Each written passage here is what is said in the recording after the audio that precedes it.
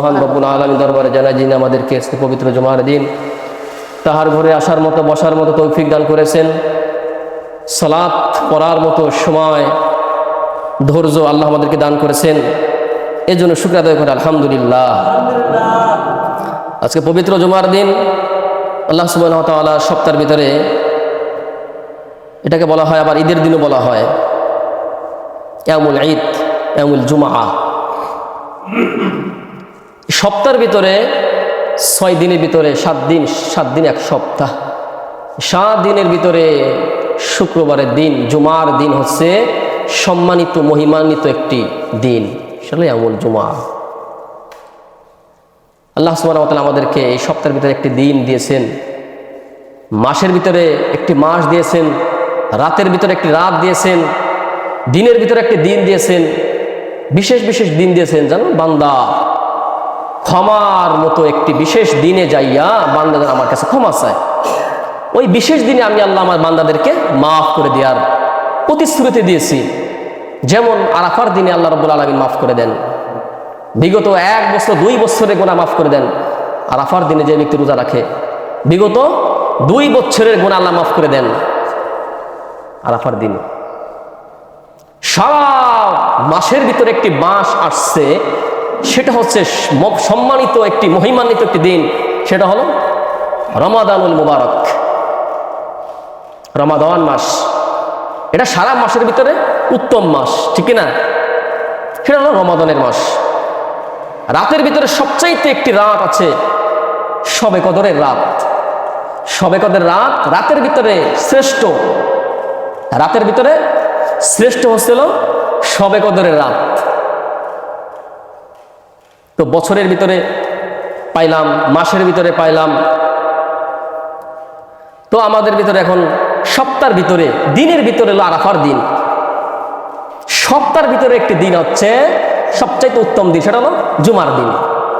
সুবহানাল্লাহি ওয়া বিহামদিহি। এটাও আমাদের ক্ষমার জন্য বিশেষ বিশেষ ইম্পর্টেন্ট কিছু মুখ্য সময় আল্লাহ রাব্বুল আলামিন আমাদেরকে বান্দার জন্য, বান্দার ক্ষমার জন্য, রহমতের জন্য, জান্নাতের জন্য, জীবনের আলোর জন্য, জাহান্নাম থেকে জান্নাতে যাওয়ার জন্য আল্লাহ বিশেষ বিশেষ দিন, বিশেষ বিশেষ ক্ষণ সময় নির্ধারণ করে দিয়েছেন।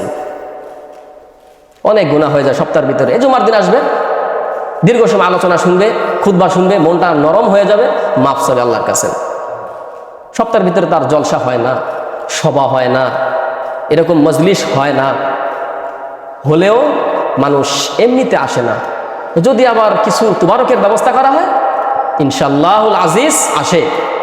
তো শুক্রবারের দিন মানুষ কিন্তু এই জিলাপির লোভে আসে না, কিন্তু মানুষ এমনিতেই আসে। এমনি দিনের মতো এই দিনটা এমনি দিনের মতো নয়। এই দিনে মানুষ মনে করে, হায় রে নামাজ পড়লাম না, মুসলমান বাকি 6 দিন নামাজ পড়লাম না, আজকে জুমার দিন যদি না যাই কেমন যেন হয়ে যায়। হ্যাঁ, এরকম মনে করেও মানুষ নামাজ পড়তে আসে। আর এমনি দিন যতই জলসা হোক, তোমারও কাছে হ্যাঁ আছে, ঠিক আছে, সামনে কাতারে আমার পাইবা। কিছু আছে শুক্র জুমা মুসল্লি, কিছু আছে রমাজান মুসল্লি, কিছু আছে বরাত মুসল্লি, বরাত শুধু সবে বরাতে আসে, এলো বরাত মুসল্লি। কিছু আছে রমাজান মুসল্লি, শুধু রমজান মাসে আছে, বাকি মাসে তাদের খবর নাই। শুক্র মুসল্লি, শুক্রা মুসল্লি, হ্যাঁ শুক্রবার এটা আমরা বলি, এটা ইয়ামুল জুমা, জুমা মুসল্লি, শুধু জুমার দিন আসে, আর বাকি দিনে খবর নাই। আল্লাহ আমাদের এই সব ধোঁকাবাজ প্রতারণা থেকে হেফাজত করুক। তো আল্লাহ রাব্বুল আলামিন আমাদেরকে আজকের এই, আমি প্রথমে একটা আয়াত তিলাওয়াত করেছি, সেটা লুকমান 6 নম্বর আয়াত। আজকে আমার বিষয়ভিত্তিক আলোচনা হচ্ছে গান, বাদ্যযন্ত্র, এই বিষয়ে কোনটা হারাম কোনটা হালাল, কোন সব গান নাজায়েজ শোনা হারাম, এর দ্বারা জীবন ধ্বংসের দিকে যায়, যুবক ধ্বংসের দিকে যায়, নারী ধ্বংসের দিকে যায়, একটা পরিবার ধ্বংসের দিকে চলে যায়। দুনিয়া থেকে যদি তওবা না করে মৃত্যুবরণ করে, জাহান্নামে তার নাম নিয়ে সে মৃত্যুবরণ করে দুনিয়া থেকে বিদায় নেয়। এই থেকে প্রতিষেধক মূলক কিছু আলোচনা করবো ইনশাআল্লাহুল আজিজ। আমাদেরকে ধৈর্য শোনাত এবং বলা তৌফিক দান করুন। ওমা আলাইনা ইল্লাল বালাগ। আল্লাহ রাব্বুল আলামিন বলেন সূরা লুকমানের 6 নম্বর আয়াতে বলেন, ওয়া মিনান নাসি মান ইয়াশতারি লাহুল হাদিস লিইউদিল্লা আন সাবিলিল্লাহ বিগাইরি ইলমিন ওয়া ইয়াত্তাখিযাহা হুজওয়া। আল্লাহ রাব্বুল আলামিন বলতেছেন, গান বাদ্যযন্ত্র এক শ্রেণীর লোক আছে, এক শ্রেণীর লোক থাকবে যারা মানুষদেরকে অনর্থক, কোনো এলেম ছাড়াই মানুষদেরকে অনর্থক কথা বলবে, মানুষদেরকে পথভ্রষ্ট করার জন্য অনর্থক কথা বলে। এক শ্রেণীর লোক আছে যারা মানুষদেরকে অনর্থক গান বাদ্যর মাধ্যমে পথভ্রষ্ট করার জন্য অনর্থক কথা ক্রয় করে, অনর্থক কথা বলে, আবার এবং এটাকে তামাশা হিসেবে গ্রহণ করে। অনর্থক কথা অর্থ ছিল গান বাদ্যযন্ত্র। মুফাসসিরিন ইকরাম বলেন অনর্থক হচ্ছে গান বাদ্যযন্ত্র। আব্দুল্লাহ মাসউদ রাদিয়াল্লাহু তাআলা আনহু বলেন এটা হচ্ছে গান। হাসানুল বসরি রাদিয়াল্লাহু তাআলা আনহু বলেন আল্লাহ রাব্বুল আলামিন এই আয়াত নাজিল করলেন, এই আয়াত অবতীর্ণ করেছেন গান বাদ্যযন্ত্র হওয়ার হারাম হওয়ার উদ্দেশ্য করিয়া। গান বাদ্যযন্ত্র হারাম, গান বাদ্যযন্ত্র ইসলামে নাজায়েজ, ইসলাম কোনোদিন স্বীকৃতি দেয় না।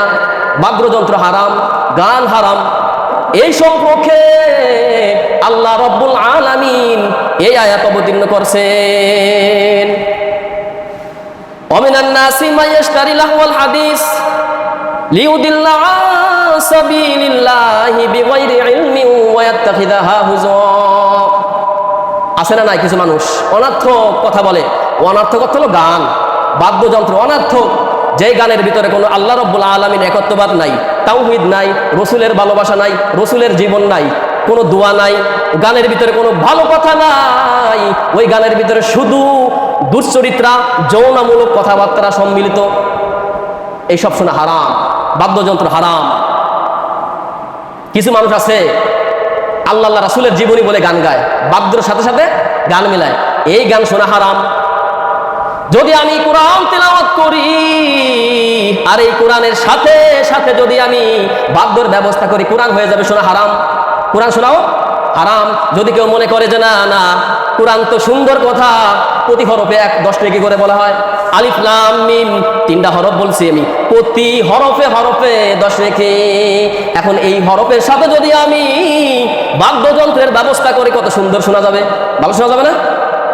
যদি আমি কোরআন তেলাওয়াতের সাথে যদি আমি সুন্দর একটা বাদ্যের ব্যবস্থা করি, কোরআন আরো সুন্দর শোনা যাবে। এই সুন্দর শোনা যাবে যতই সুন্দর হোক আর যতই হালাল হোক, যতই ইসলাম বৈধতা হোক, ওখানে আমি গান লাগানোর সাথে বাদ্যযন্ত্রের ব্যবস্থা করার সাথে ভালো জিনিস হারাম হয়ে গেছে। যেমন আপনি ভালো একটা জিনিস রান্না করছেন, ভালো একটা সুস্বাদু রান্না করছেন, তার ভিতরে যদি কিছু ময়লা আবর্জনা পড়ে থাকে, যেমন জিনিসটা পুরা নষ্ট হয়ে যায়।